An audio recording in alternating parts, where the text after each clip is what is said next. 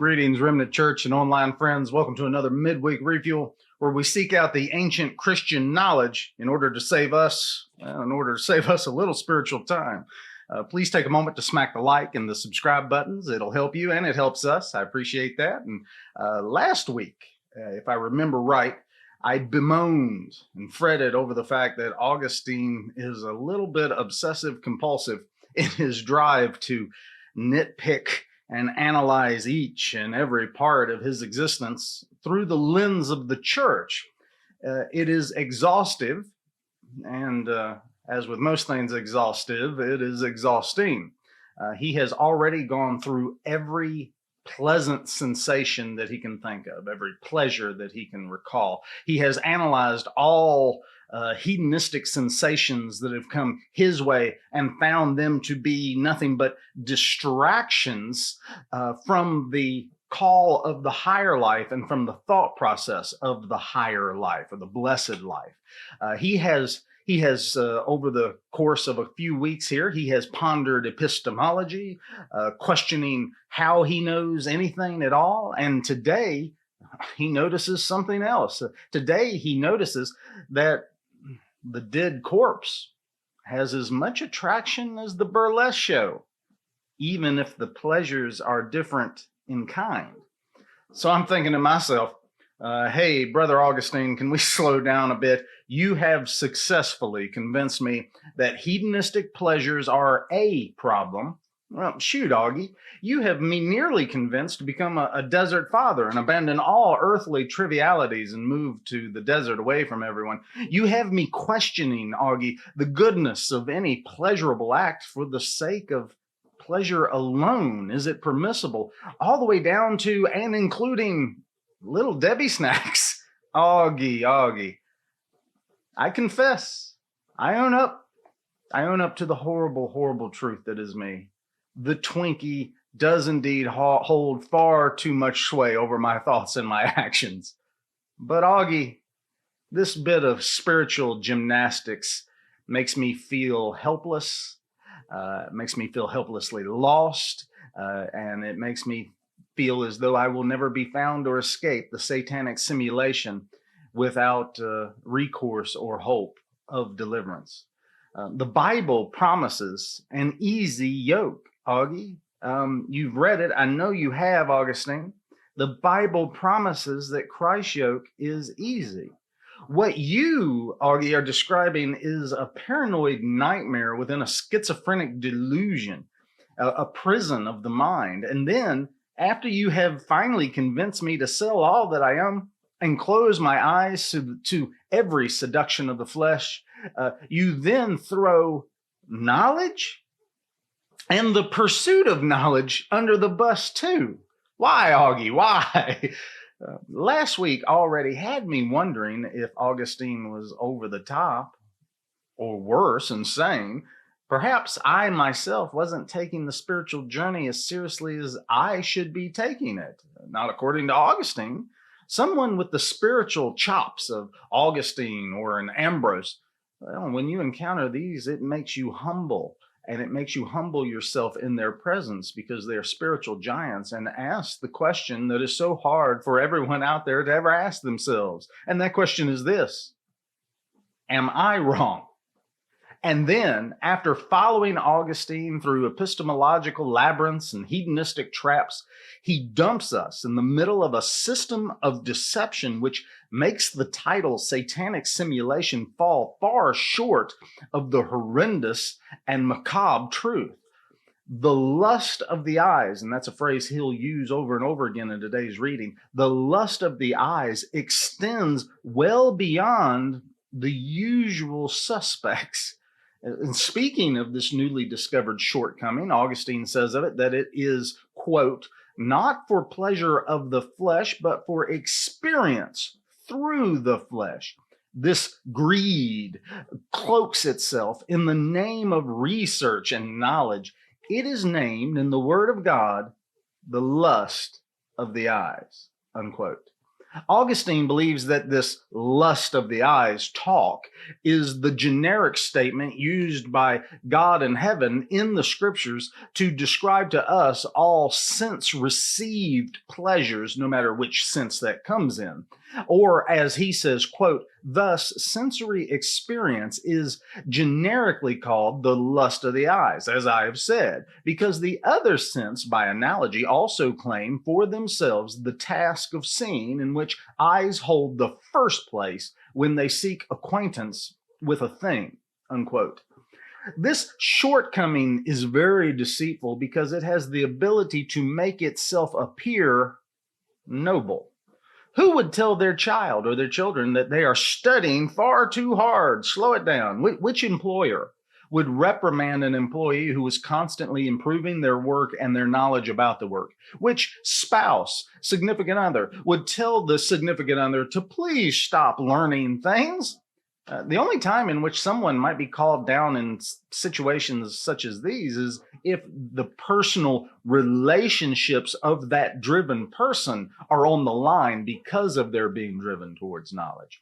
If the relationships are healthy, who in their right mind would try to stop someone from discovering the world around them and all of it? In fact, there's sections in the Bible that command us to behold the wonders of God and learn who He is through them. And yet I have suffered from this failure that Augustine is speaking of. I not just suffer it, but I threw myself into it while trying to avoid what you and I would call the gross sins. Gross sins are those sins that, well, up until recently anyway, would have been obvious to everyone everywhere. They would include things like sexual sins, cursing, pornography, gambling, drugs, and all the other things that once were held to be outside of acceptable parameters for a successful culture. Things that were typically easy to spot and stuck out like a sore thumb were considered gross sins. Gross sins are the ones that would be run out of the church. Noble sins are the ones that are embraced by the church.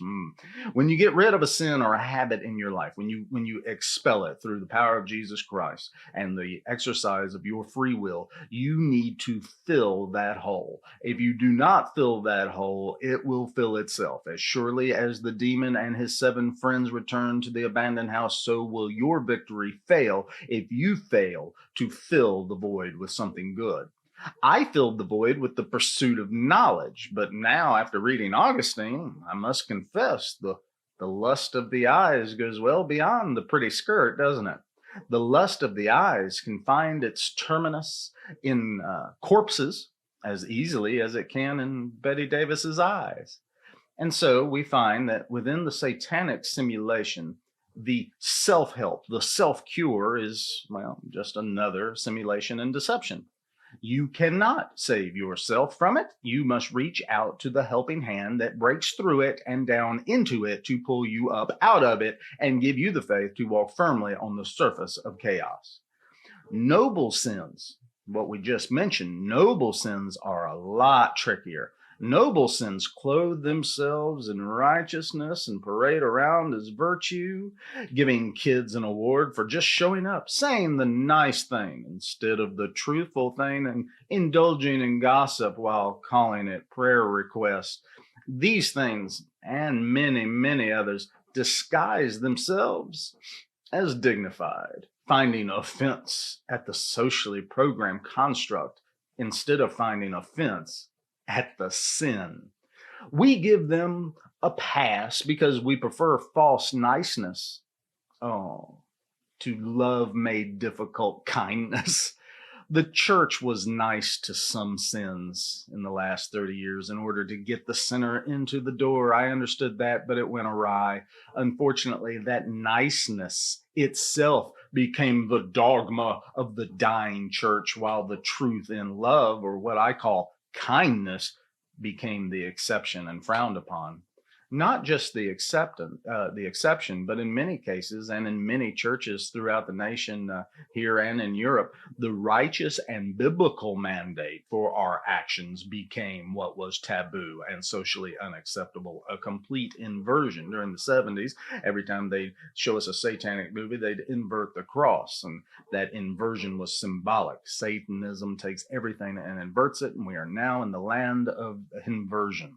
Like telling someone to put their phone down in the theater, rude people. The only thing rude anymore is the person who dares point out that that's rude. Same in the church, actually. The only person who is considered a sinner anymore is the person who dares point out all the sin. But the search for knowledge, while not being as easily detectable as gross sins might be, still has the potential to blind and deceive and bind you.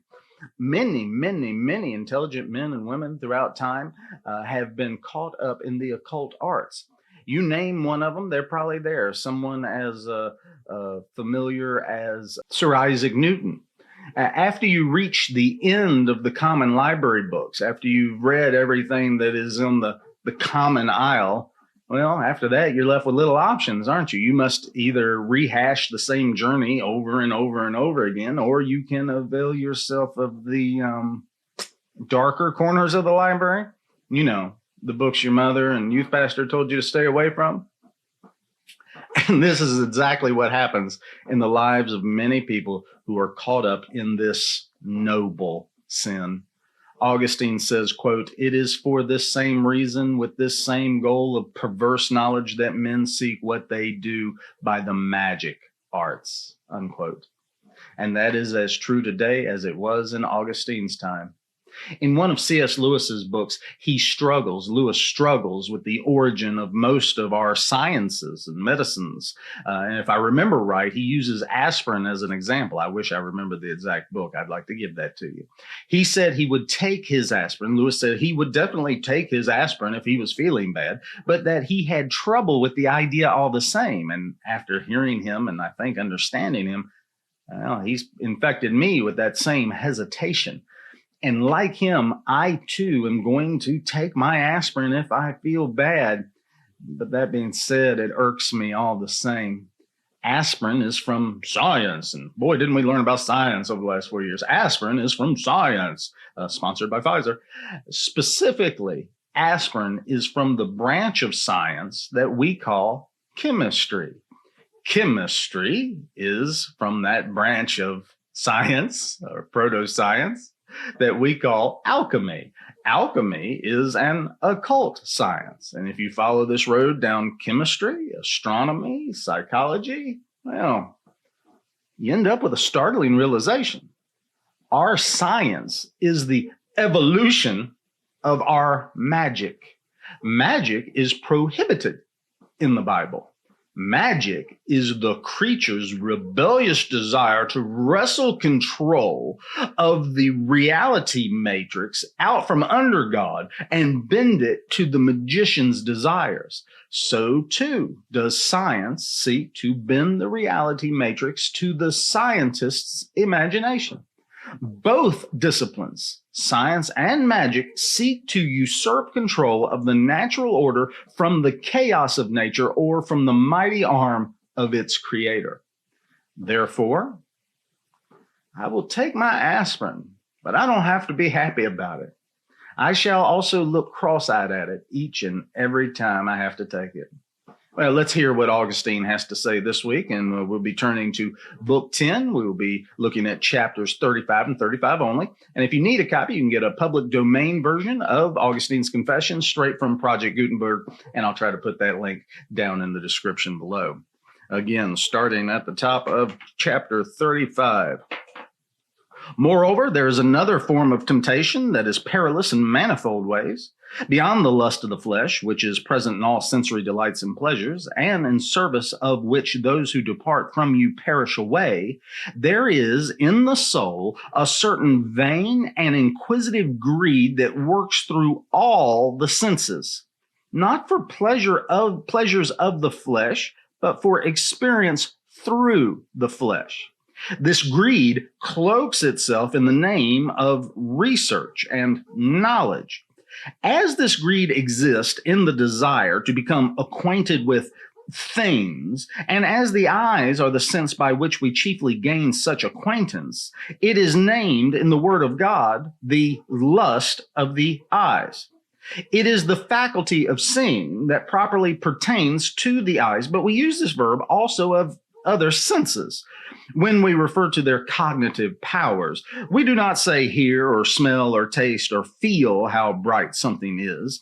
In this context, we may see, but we say not only see how bright, but also see what a noise, see what a smell, see what a taste, see how hard. Thus, sensory experience is generically called the lust of the eyes, as I have said, because the other senses, by analogy, also claim for themselves the task of seeing, in which eyes hold the first place when they seek acquaintance with a thing. There is greater evidence of the distinction between the working of pleasure and the working of curiosity in the senses. Pleasure pursues things that are beautiful, that sound or smell or taste agreeable, or are smooth to the touch, whereas curiosity seeks both these things and their opposite, wishing only to try them out, not driven by a desire to undergo the unpleasant sensation, but by a lust for personal knowledge and acquaintance. What pleasure is there in seeing a mangled corpse and shuddering at it? But wherever such a corpse lies, people come to be filled with horror and to turn pale. They're even afraid of seeing such things in their dreams, as if someone forced them to see them when awake, or as if they had been induced by some rumor that it was a beautiful sight. The same is true of the other senses, though it would take too long to go through them one by one. It is because of this same morbid desire that freaks of all kinds are exhibited in public spectacles. It is for this reason that men seek to examine the secrets of nature which are beyond us. It does no good to know them, yet men desire nothing but to know. It is for the same reason, with the same goal of perverse knowledge, that men seek what they do by the magic arts. It is for this reason also in religious matters that God is put to the test when men demand signs and wonders, not in order to gain salvation, but for the mere experience of them. In this great wood, full as it is of snares and perils, I have cut back and shaken away many of the brambles from my heart according as you have given me power to do, O God of my salvation. But when, surrounded as I am in my daily life on all sides by temptations of this sort and their clamor, when can I dare to say that I paid no attention to any such things, nor was tempted by them into idle speculation? I am no longer carried away by the theater, it is true, nor am I concerned to discover the paths of the stars, nor has my soul ever sought oracles from the shades, all sacrilegious rites that I detest. But what thoughts the enemy puts into my mind, how many devices he deploys to get me to seek a sign from you, to whom I owe humble and sincere service. I beseech you, by our King and by our homeland of Jerusalem, the sincere and chaste, let me always be as far and further from acquiescence to such things as I already am. But when I pray for anyone's salvation, my attention is directed towards another and far different end. Then grant, as you do grant, that I may willingly follow you as you do what you will. But who can count the many tiny and insignificant manners in which our curiosity is tempted every day, and how often we slip? How many times do we at first tolerate those who tell us silly tales, so as not to offend the weak? Then by degrees do we give them heed. I no longer watch a hare chased by a dog if it happens in the theater, but if I happen to be crossing a field, the sight of the chase may distract my attention and turn it from pondering some deep question to itself. I am not forced to stray from the path physically, but my ass or donkey, but by my heart's inclination. And unless, having given me proof of my weakness, you then admonish me either to lift myself up by some sort of meditation from that sight to you, or to scorn the whole thing and pass on, my mind drifts away and my thought is blunted. Or what of the many times when I am sitting at home and my attention is captured by a lizard catching flies, or a spider enmeshing them as they fly heedlessly into her nets? It is the case that because these are little creatures, the same thing does not take place. From these sights I press on to praise you, who have wondrously created all things and set them in their due place. It is one thing to pick oneself up quickly, another thing not to fall. My life is full of such things, and my one hope is your exceeding great mercy. When my heart becomes a receptacle for this sort of thing and carries great burdens of vanity, this is also the reason why our prayers are often interrupted and disturbed. And when in your sight we turn our heart's voice to your ears, idle thoughts fly at us from somewhere or other, and our important business is cut short.